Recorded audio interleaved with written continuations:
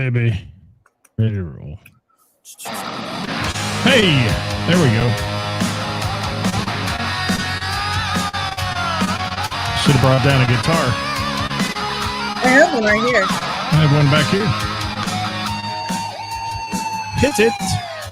Working for the weekend. Then I want to see a show. I flip on the book of face. The book of face. Yeah, I know where to go. There's a man over there. Who's that? He's cutting out. Into the music scene. Glenn's here. Lots of love for the community. With great advice, I know who I should go see. Who's that, Karis? All around town radio show. That's where I go for the latest band And so, wow. Hi, Gina. Hi, Gina. Hi, Glenn. It's the whole around town radio Show, and it is.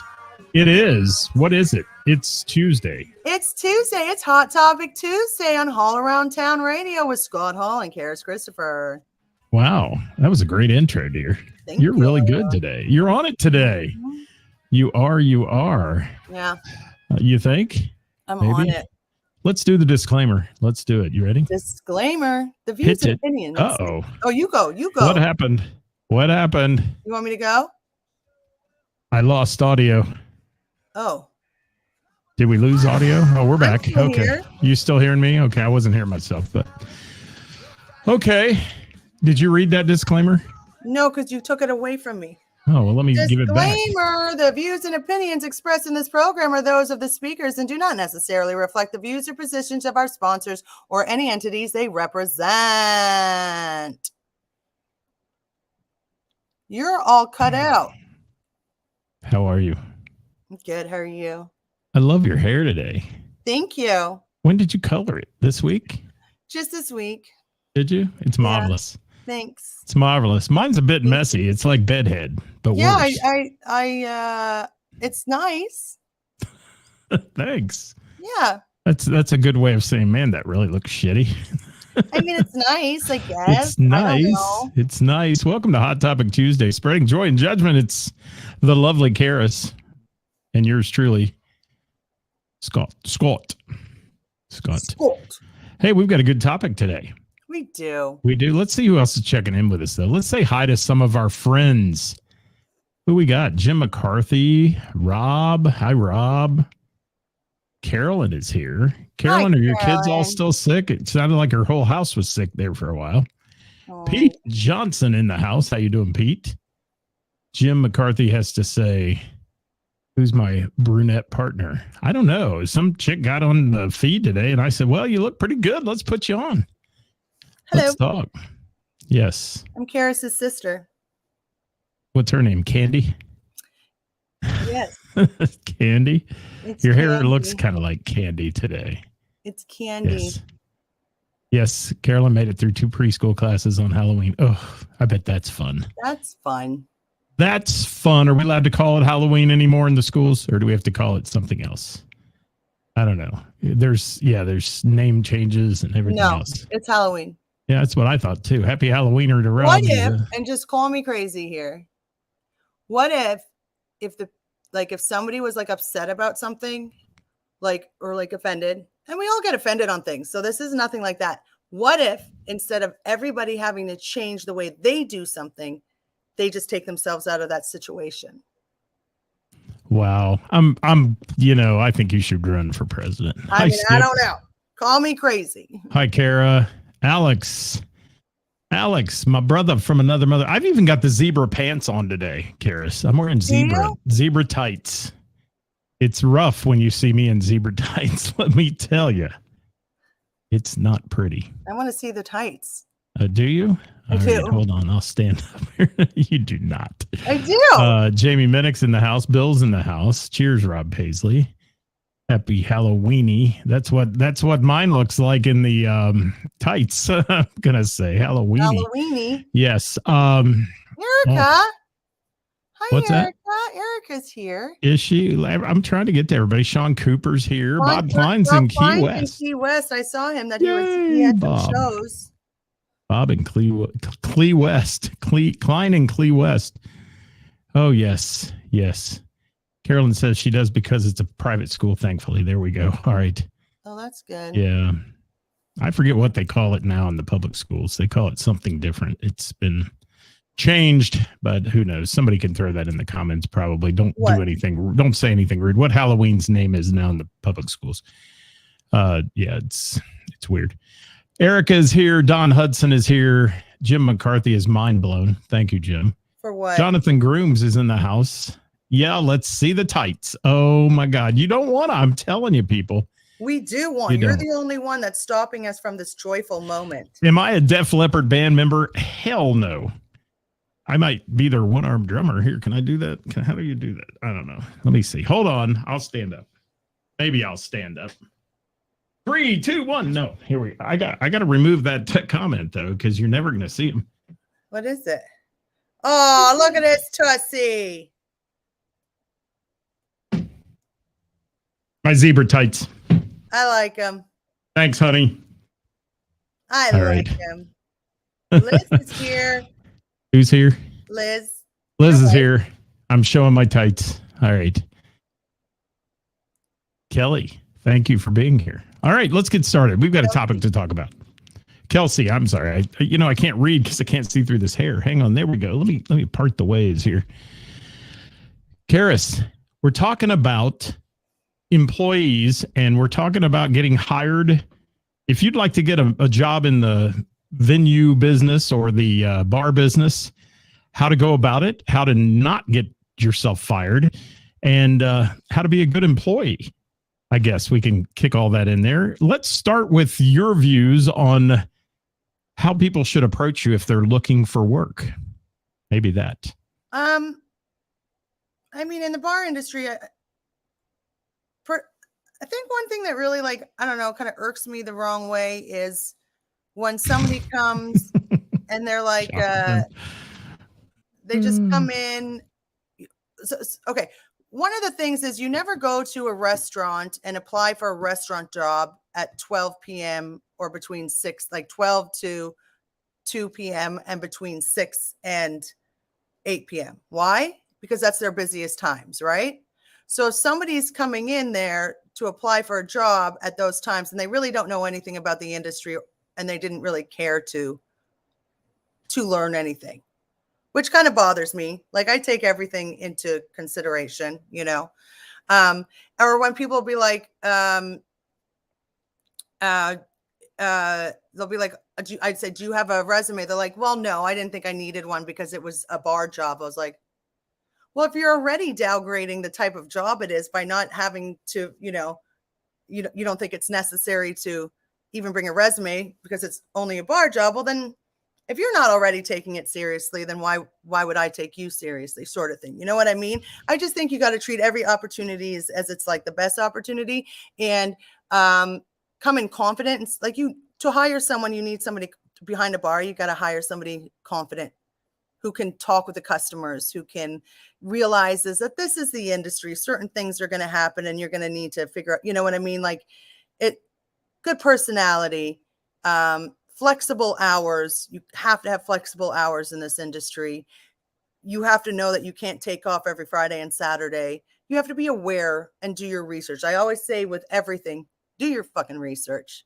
And that's, be kind, don't have an ego, and that's it. Is there overconfidence sometimes in people? Oh, super overconfident. Like, is that a fine line between overconfident and mega ego, you think? Yeah, there's a really big fine line. And usually the ones that are coming in, and when I say, hey, do you have a resume? They're like, oh, no, I didn't even think about bringing one. I was just on my way. I figured I'd just stop by and see if you were hiring.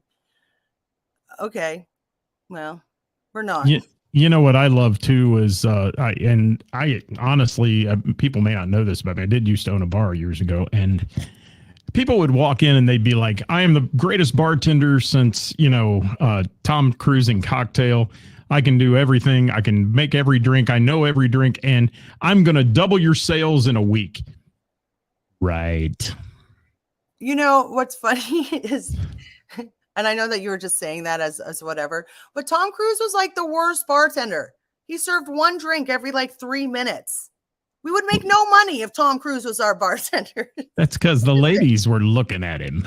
That's what was flipping fucking bottles. Cool, you can flip a bottle. Can you serve 10 people in 1 minute? Because that's really going to impress me. I love Tina's comment here. I can't work weekends. I can't work nights or weekends. Yeah. Okay. Great. Well, that narrows it down, doesn't it? It's a job for you. Yeah, we have a cleaning job open in the mornings then if you want to come in and clean the restrooms. How about that? Yeah, what time do I get off? Yeah, those like already asking what time do I get off? Can I be first cut? Can I do this? Oh. Hi, Kareem. Thanks for dropping by. Tina from O'Connor's Irish Pub in Springfield. Thank you for those comments. Another thing that irks me is when I set an interview and the person shows up late. Oh, yeah. My time's important. Don't waste it. And that's huge.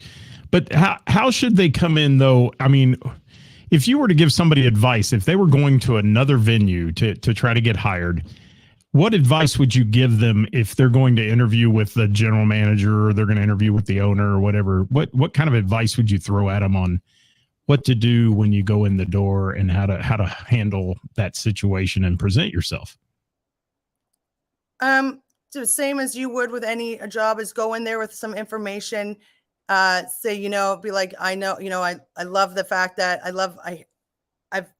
always think if you're going to go to apply to a job, you in this industry, then go to this place at least once or twice of the places, like where you're applying for. Like, it's the same thing as when I'm booking bands. I got hair in my mouth. Oh, I know. Me too. I'm itchy, scratchy. When somebody's like, I've never been here, but I heard it was really good and busy. Oh, okay. Well, yeah, it is really good. It is really busy. I'd probably hire somebody who was like, I came by to check the place out. It was a really cool vibe. I love what you do on your Thursday nights. I think that's really neat. I was wondering, any chance you guys are looking for any help? This is my experience. Here's my resume. Be prepared. Have some information. Don't think of it as just a bartending job, just a bar back job. It's a real job. You really get paid. So you might as well really try and appreciate it. I'm looking at comments also coming in on the iPad here. And Tina, for some reason, your comment smile didn't come up into my feed here at all.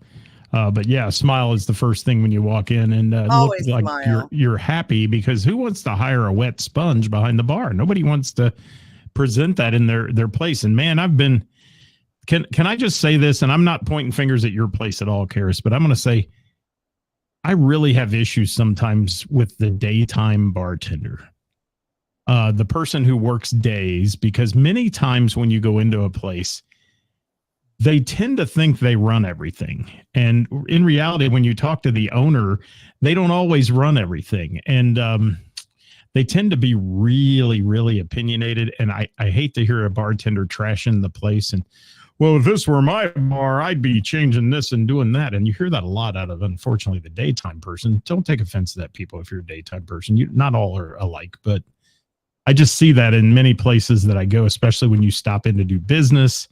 Or, I know they get inundated with salespeople and those kind of things that drop by, but still, you can be nice and not arrogant.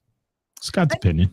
I know. I agree with you. I think a lot of the times the daytime bartenders, and I can only assume if we're talking about like lunchtime, like, are we talking about restaurants and stuff like that? Well, and even just the day person in a typical little neighborhood pub sometimes can be a little bit. Well, I think usually the person that works the daytime, those couple of daytime shifts are taking one for the team, I would say, because a lot of times they just don't make a lot of money, so they're already pissed off about that they have to work during the day. But I understand that. I've had to deal with certain things like that, but it's not that they're a daytime bartender, because they're still making really good money there. It's just, they're just a bitch.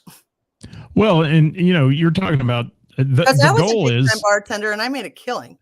what Tina just said is very important too. I think you're a salesman, independent contractor. Basically, you're making your own money there. Your personality makes you the money.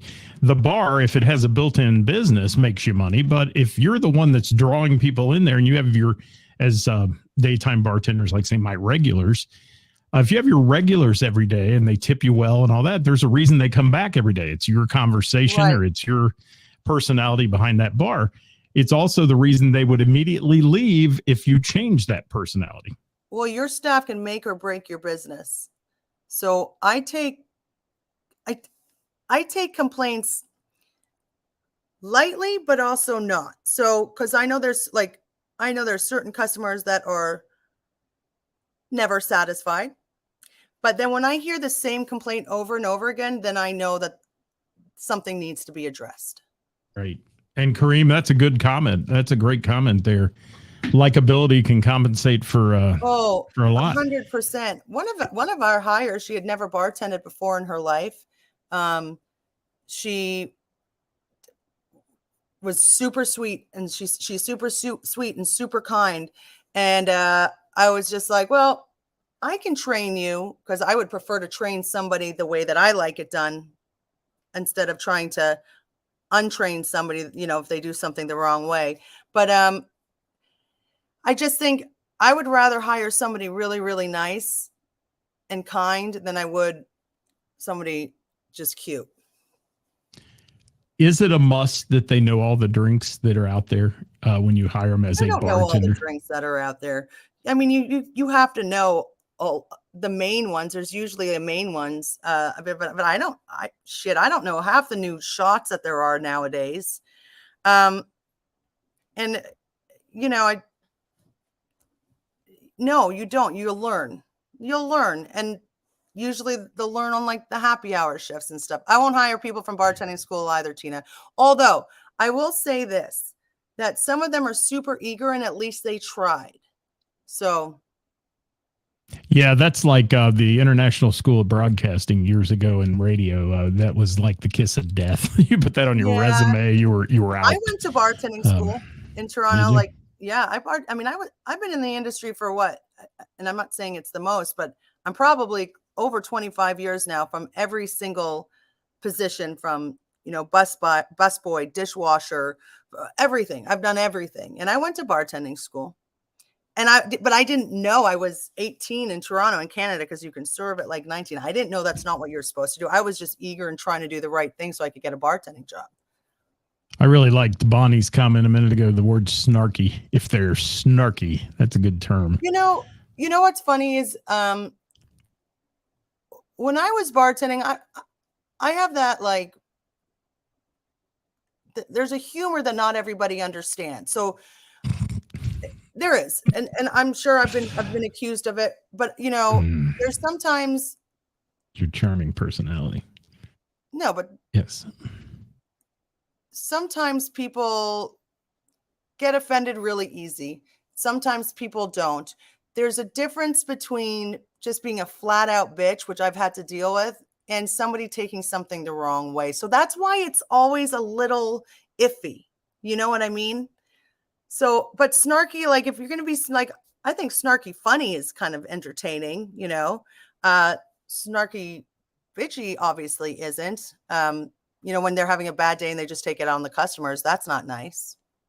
And Kareem, that was a good point too. I mean, I've seen Karis bussing tables, walking around, cleaning, getting a mop and mopping her floor at her place, and that's the mark of a good owner who's not afraid to get their hands dirty. The owner that sits at the end of the bar with a drink in their hand, talking to their friends all night, is a failure.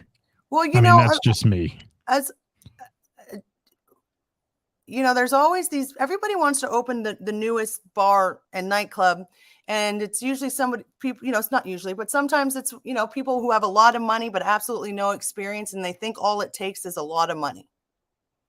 And those places usually last maybe 2 years, because money can't buy you honesty. Because, listen, unfortunately, there's a stigma, and it's true. A lot of your staff, a lot of people in this industry are known to be,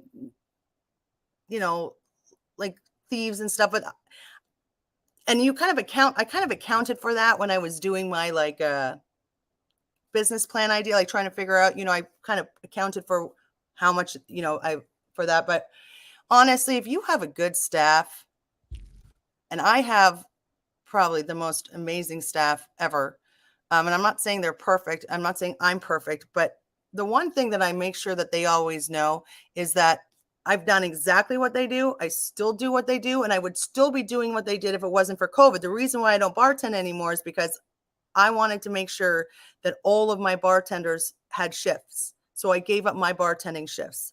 And if somebody's stealing from me from there, I would be really surprised. And I have absolutely no turnover. Like the people that have left, they just didn't want to be there. They didn't fit in, like you either fit in or you don't. And I've had to let a couple of people go because I got so many complaints because they were just rude. And that's not okay either. Right. And that's probably, and thank you for that, Robert. The B&B staff is fantastic. They are. That's probably one of the most important factors in working in a venue or in a bar. You're right, Bonnie. I don't want, I have a strict, sorry, Bonnie, if you can highlight Bonnie. Bonnie was like, I don't want to hear how much they hate their job and the owners. Thank you. Yes. If you're doing that, then you should not be working there. And if I hear that somebody's done that, I will make sure that they're not working there. Because if you're going to disrespect the people that are paying your bills and that you work with, well, that sounds like a you problem and not something that I shouldn't have to deal with. You're not going to badmouth me in front of the customers. You're not going to badmouth your coworkers in front of customers. That's just tacky. That's just rude. That's just straight up unacceptable. I went to a restaurant the other day where I sat in the restaurant and waited to be served after two other couples sat down in the restaurant, got their order taken and everything. No one had been to my table. And finally, this waitress that was working the other tables walked up. She said, "Have you been waited on yet?" I said, "Nope." Kind of said it like that, too. And she said, "Well, I'll take your order. Your waitress is lollygagging in the back." Now, how does that make the business look? I mean, first of all, she should have left that out of the equation and says, "I'll just take your order. I'm sorry we missed you," or whatever here. We'll take care of it. But to say that about it, so when my server shows up, all I can think of is Miss Lollygag.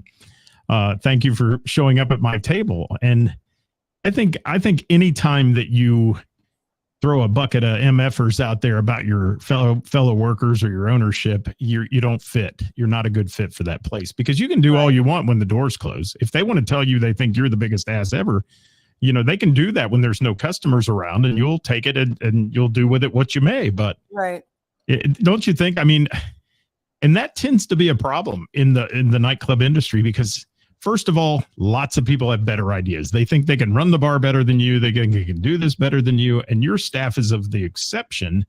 But many places I go and see, you get hit with that. Or you go to a place and the owner even is working behind the bar and they're just not nice. They're not. Yeah. Yeah. I mean, that's just wrong. And, or they don't even look up to say hi to the people that are paying their bills. I mean, I just don't get it. Right.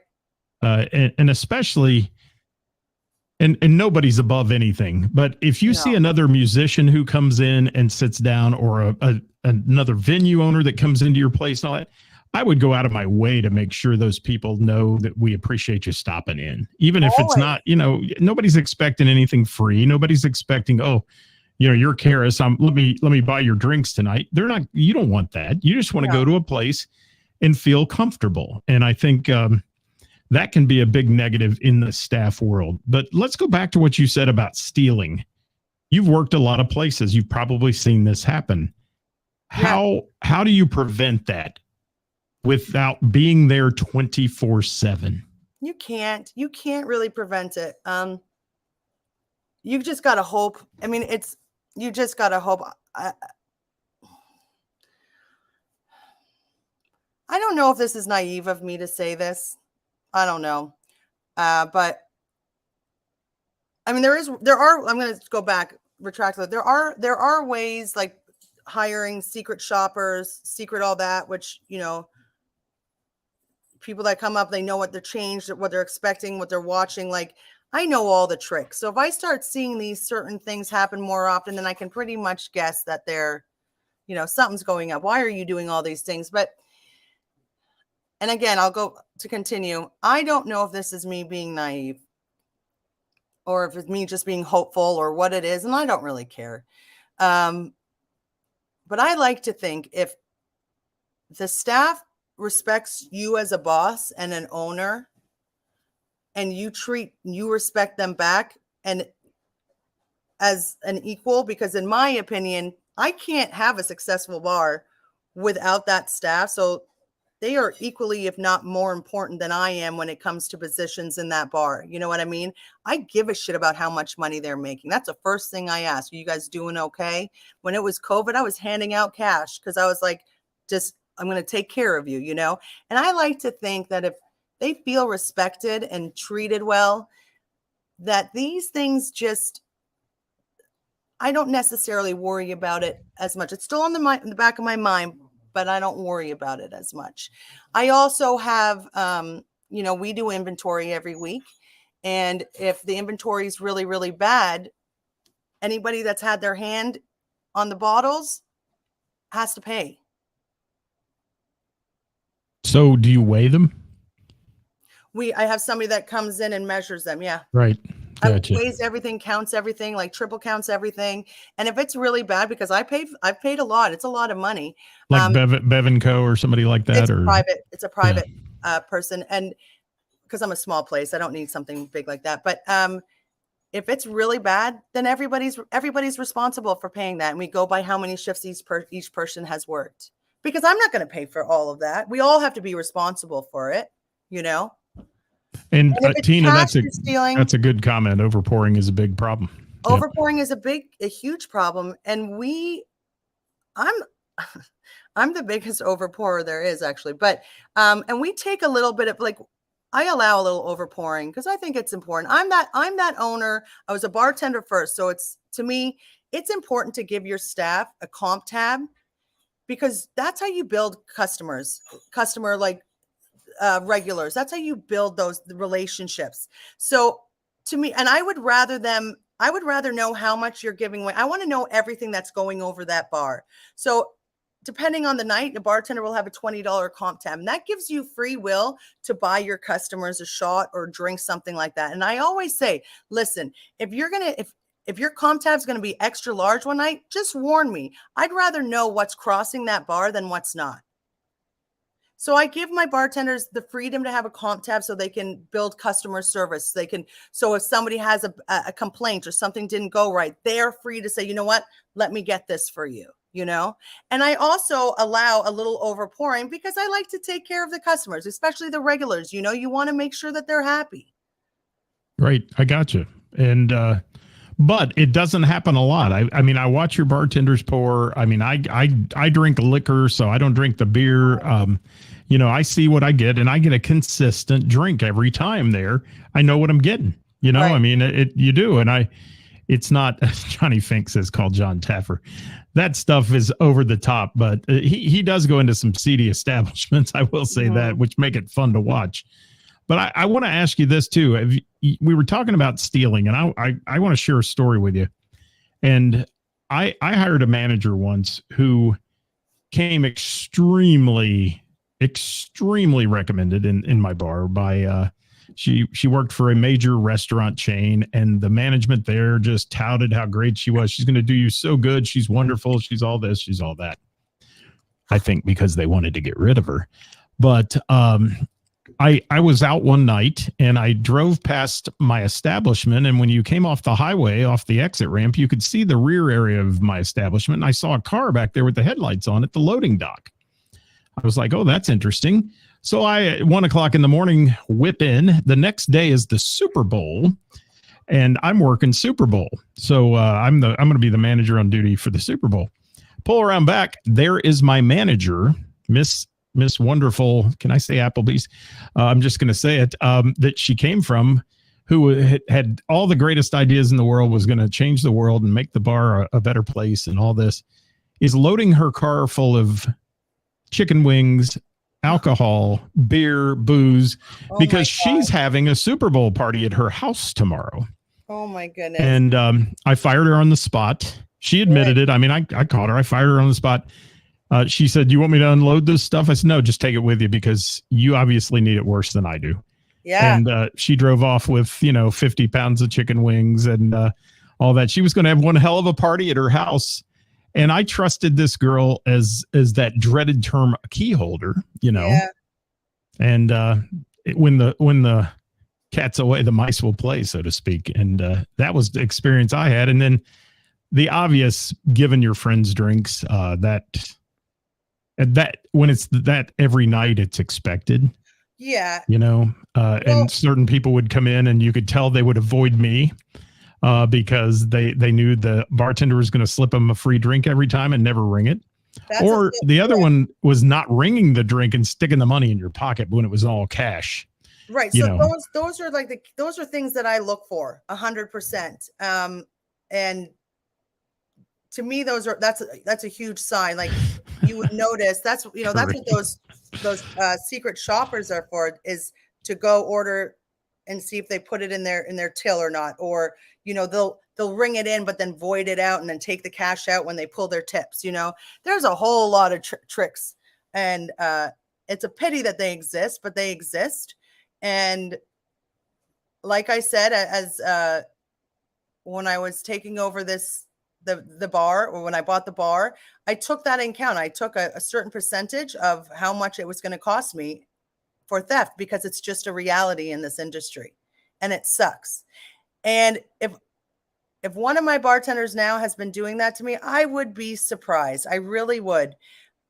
And shame on me, I guess, for thinking that they would. I mean, in the beginning, I was questioning everything, but what can I do? You know what I mean? Unless I can flat out see it. And I have cameras and I check the cameras and I question everything when something seems off with the paperwork, and we count everything every night. And you can only do so much. But again, if this makes me naive, I love the people that work at the B&B.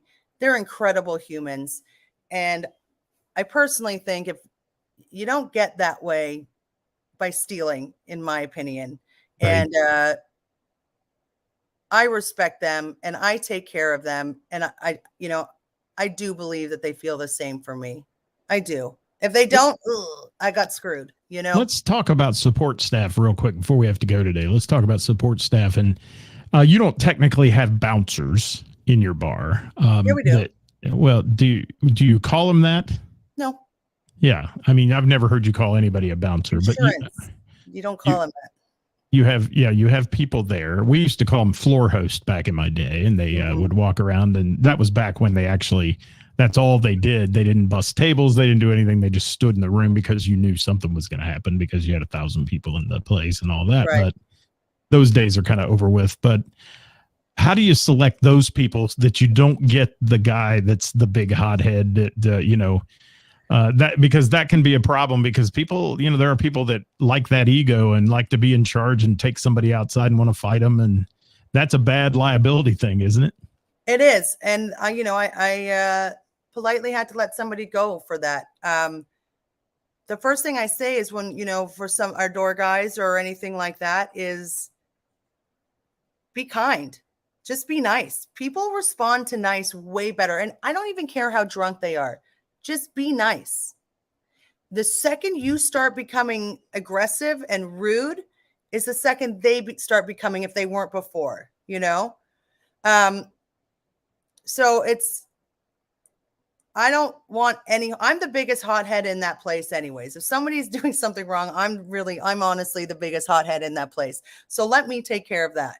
I would agree with that. Actually, I've seen you have to remove people, unfortunately, but I've had to physically remove people, and I would do it again. Because I love Carolyn's comment. Do you see that? The social and emotional intelligence displayed by the employees of the Bell and the Bear. That's great. That's a great comment, because that's true. That is exactly the way they present themselves. I got to tell you, though, I do believe it goes back to this. If you're going to, leadership is really important. I had some horrible leadership and I was a horrible employee. Right. I'm not going to give any more than you're going to give. And that job became just a job. I was here just to make money. And I understand that's what work is. But I guarantee you, if you ask probably the 7 out of 8 bartenders I have or people that work at my bar, or maybe even 6, I don't know, maybe 6 out of 8, they'd all say, no, this is more than just a job. Well, yeah. And I think if a pipe burst tonight, they'd all try their best to be there to help clean it up, just to get you back up and I don't know running. about that.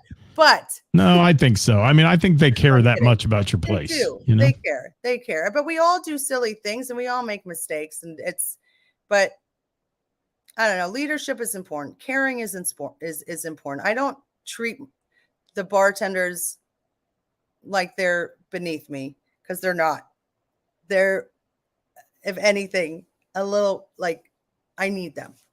Well, yeah. Like, they make or break your business. It's a fucking family, and that's what we call it, you know.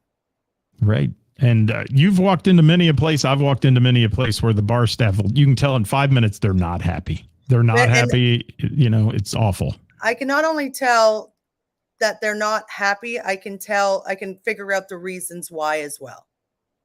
And, you know, you got a place close to you there, Carlo and Johnny's, and those people come into your place after hours and spend a lot of money in those. But let me tell you, I can tell you by the Jeff Ruby standard there across the board at his restaurants, you come in with a bad attitude, those tips are done for you because you're not working there anymore. Yeah, they don't. You know, those are big checks. Those are big dollar checks. Those are good tipping customers that come in those kind of establishments. And it works that way in a fine restaurant. And I think we've lost that in the McDonald's of the world. You know, I mean, we've totally lost customer service there. And that's a shame. I mean, there are people who work for you that are, you know, they're not making killer money. They're not making money that's going to make them rich, but they're making money to survive on, and their attitude makes them more money. And I think that's the key to being in the bar business, is having a good positive attitude and not being a mean person or a bully or this is my bar. You know, I hate it when a bartender says, don't touch my bar. Get it. You know, you can politely say, ma'am, get down off the stool. We're not dancing on the bar stools tonight. Right. Or, you know, don't do that in my bar. You know, it's like, no, you don't pay the bills here. You know, that's Ceris's bar over there. And she'll be the one that'll snatch it. Pay the bills. She'll be the one to snatch you off the bar stool if you're dancing on it and tell you, no, that's not appropriate. Because if you fall and break your neck, you're going to sue me.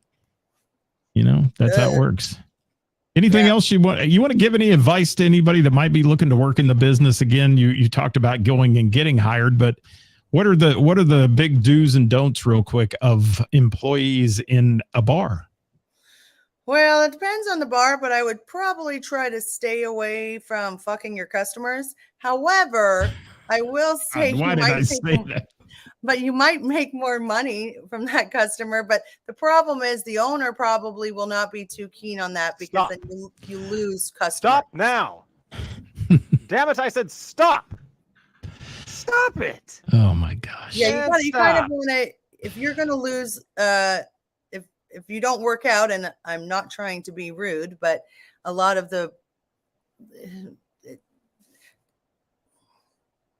it's not your only customer that you're going to be meeting there. So, you ever watch Coyote Ugly? She had a rule in there, you know, don't bring your boyfriend in my bar. Don't bring your boyfriend in the bar. And I have had to have that conversation to a bartender, because they become useless as bartenders. Like they're not doing their job. And especially with the boyfriend who's got his muscles out at the bar and he's like, don't be flirting with that guy. They're making money and selling booze, man. They're not going home with them. You have a boyfriend, that's amazing. You have a husband, that's amazing. But, you know, the boyfriend that sits at the bar the entire shift. Hell yes. I've seen it. And I've seen the same thing on the girlfriend side with guys. That's probably, like, in this industry, that's probably one of the biggest problems. So don't do that. Kareem. I don't even think it's that. Yeah. But, don't don't talk to the customers about what happens in the bar. I don't care how close they are to you. Right. What happens in the bar stays in the bar. Obviously, And don't steal. Be kind. sometimes your bartender knows more about you than the customer than their own spouse does, and this and that. I mean, if they sit in there all the time, and it's almost like going to therapy and having a confidentiality agreement that the therapist isn't going to tell everybody about your stuff. I mean, bartenders are therapists sometimes, and absolutely give people somebody to talk to. And don't talk about there's some certain rules, and I have a sign up in my bar as when you are working, and I say that in the interview or when I'm hiring somebody, is you are not to talk about politics or religion behind the bar. Thank you, Glenn. I haven't been called a lady all day, but thank you. Yeah, politics, religion, bad things that split your audience. Yeah, you don't talk about that. That's a very strict rule at my place. Don't talk about the fight the bar had the night before or how bad your life sucks. Thank you, Tina. Tina's had some experience here. You can tell she's been there. And and there were negative Nellies. I used to fire negative Nellies all the time, because if you can't have a positive attitude in my place, we're not going to have a positive night. And without a positive night, we're not going to make positive money. It's just the way it works. And thank you, Kevin. It's hard. I take that as he doesn't like the brunette hair. I love the brunette hair. I think it looks marvelous today. Thanks. I modeled myself after you. Well, sort of. Are you saying that's what my hair looks like usually? Well, some nights it does.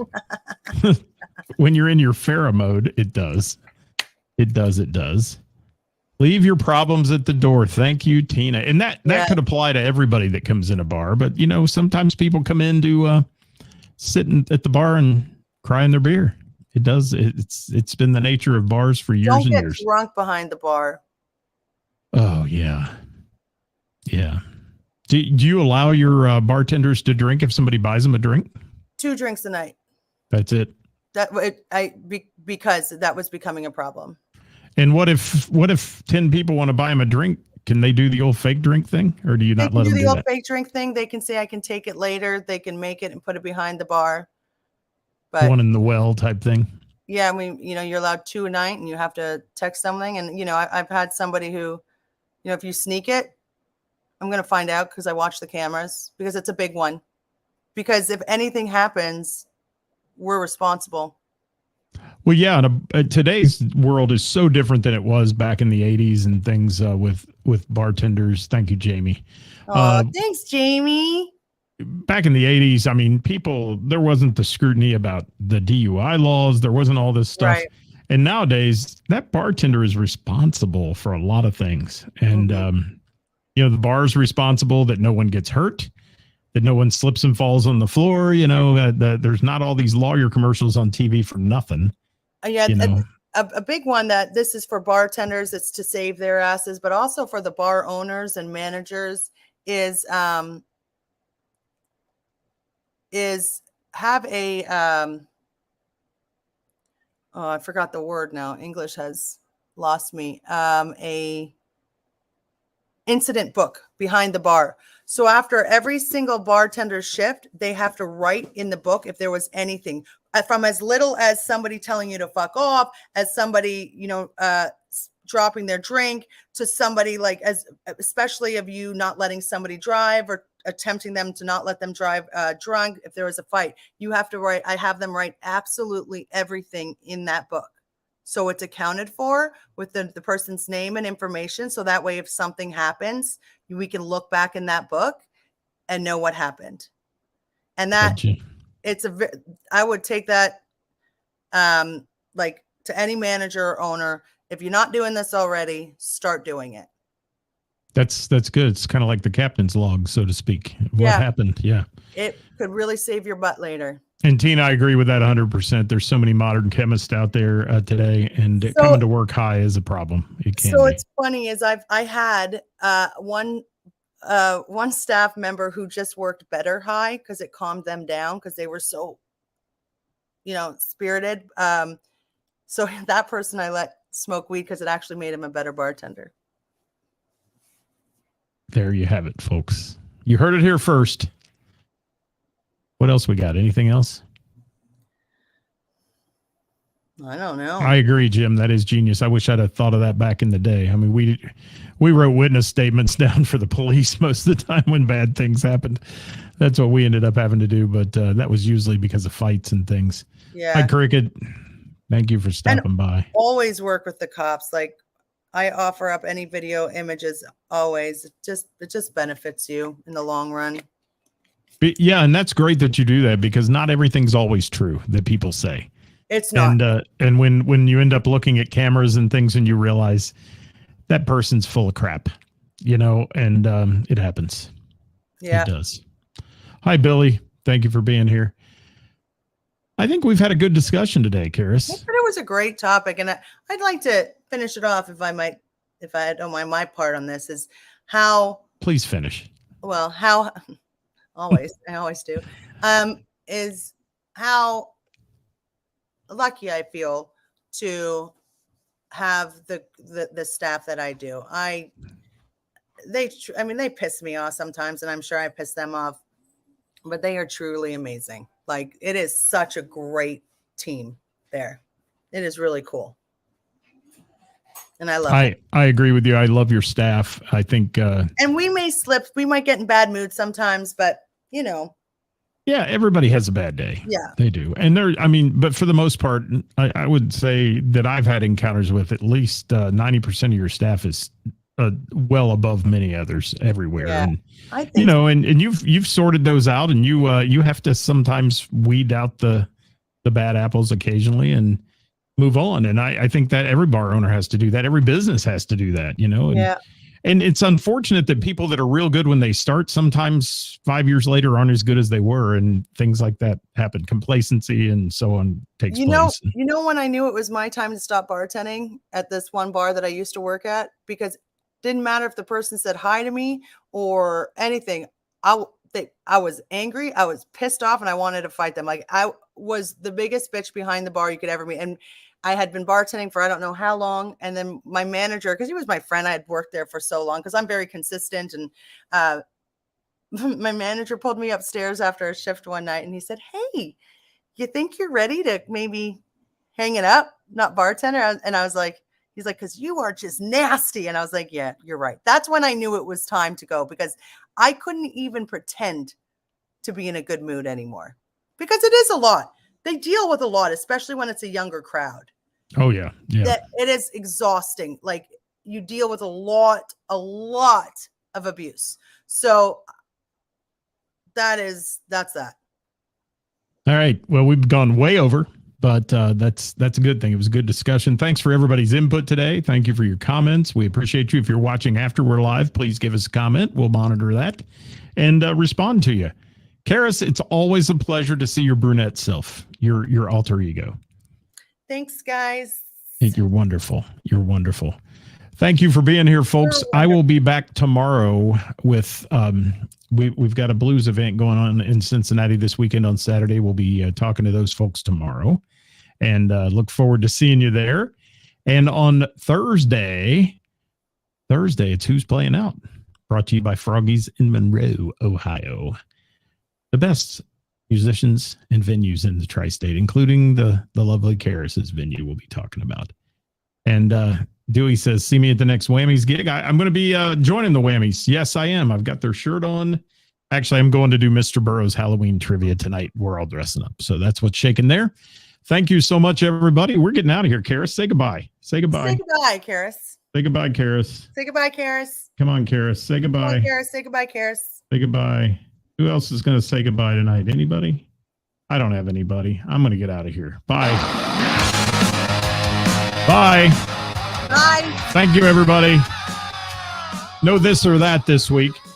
Hey, but coming up, we're going to be doing some fun things where you get to guess the musicians' day jobs. That'll be fun. We also have this and that ready for whenever we start that again. Do you? Well, let's do it next week. Okay. Send us your topics, folks. We want to hear from you, because this was a topic sent into the program today. So thank you so much. We'll make it confidential if you don't want it talked about. But this was a person who had a bad experience with a bar staff and wanted us to talk about that. So there. Is it my bar? No. Okay. They actually think that this bar should have some hiring standards. This is how they put it. So I would agree. There we go. Bye, everybody.